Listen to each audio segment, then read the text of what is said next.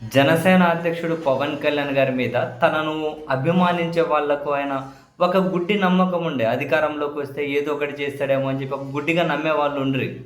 కానీ అధికారంలో కీలక భాగస్వామి అయిన తర్వాత, ఉప ముఖ్యమంత్రి అయిన తర్వాత ఈయన అసలు ఒరిజినల్ ఈ మనిషి ఎలాంటి వ్యక్తి అని చెప్పి చాలా తేటతెల్లమైన తర్వాత తనని గుడ్డిగా అభిమానించే వాళ్ళు కూడా వన్ బై వన్ ఏమంటారు, వాళ్ళ దారి వాళ్ళు చూసుకుంటూ ఉన్నారు.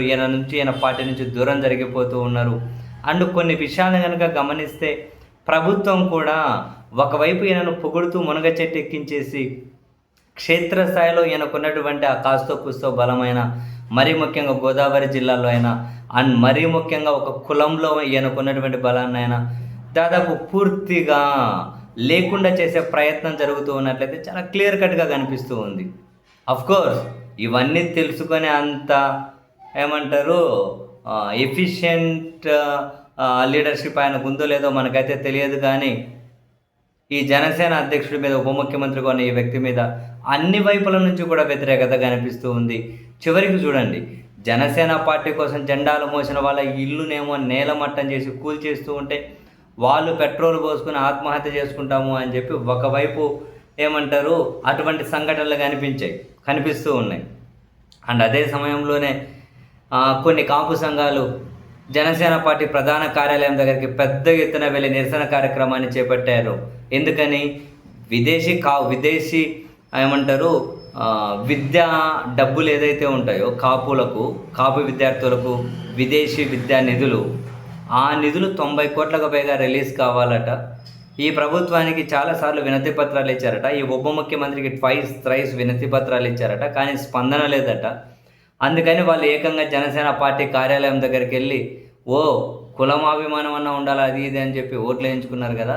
ఇప్పుడు మరి ఏంటి, విద్యార్థులు చదువుకోవడానికి కూడా కష్టాలు పడుతూ ఉన్నారు. విదేశీ విద్యా నిధులు కూడా విడుదల చేయడం లేదు. కాపు విదేశీ విద్యా నిధులు 90 కోట్ల రూపాయలు పైగా రావాలి అని చెప్పి వాళ్ళు ఏకంగా జనసేన పార్టీ కార్యాలయం దగ్గరే నిరసన చేస్తూ ఉన్నారు. అండ్ మధ్యలో ఇంకొందరు టిప్పర్ డ్రైవర్లు, టిప్పర్ అసోసియేషన్లు వాళ్ళు కూడా వాళ్ళ కష్టాలు మేము ఎన్నిసార్లు చెప్పినా కూడా మేము ఈయన నమ్మే మేము ఓట్లు వేసాం, ఈయన నమ్ముకొని ఈయనకు రిప్రజెంటేషన్స్ కూడా ఇచ్చాం, స్పందించడం లేదని చెప్పి వాళ్ళు రోడ్డెక్కుతూ ఉన్నారు.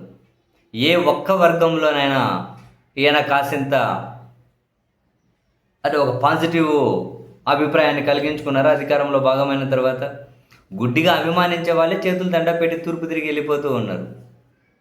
అధికారాన్ని, ప్రోటోకాల్ని మాత్రం బ్రహ్మాండంగా పవర్ని ఎంజాయ్ చేస్తూ ఉన్నారు. అంతకుమించి ఆయన అంటే ఎవరైనా అధికారం ఉన్న తర్వాత కాస్త కూస్తో పార్టీలను బలోపేతం చేసుకుంటూ జాగ్రత్తగా కన్స్ట్రక్టివ్గా ముందుకెళ్తారు. ఈయన అధికారంలోకి వచ్చిన తర్వాత రోజు రోజుకు నిర్వీర్యం అవ్వడం మొదలైంది. నిజంగా ఇది ఒక వింతనే. సీరియస్లీ ఈయన అధికారంలో ఉండి తెలుగుదేశం పార్టీని బలోపేతం చేయండి, చంద్రబాబు గారి నాయకత్వాన్ని బలోపేతం చేయండి, నారా లోకేష్ గారి నాయకత్వాన్ని బలోపేతం చేయండి అని చెప్పి ఈయన అధికారంలో ఉండి అటువంటి నినాదాలు వాళ్ళకి జనసేన పార్టీ ఈయనను గుడ్డిగా అభిమానించే కార్యకర్తలకు కూడా పిచ్చెక్కిపోయి వద్రా బాబు అనే దండం పెట్టి వెళ్ళిపోతున్నారు పక్కకు.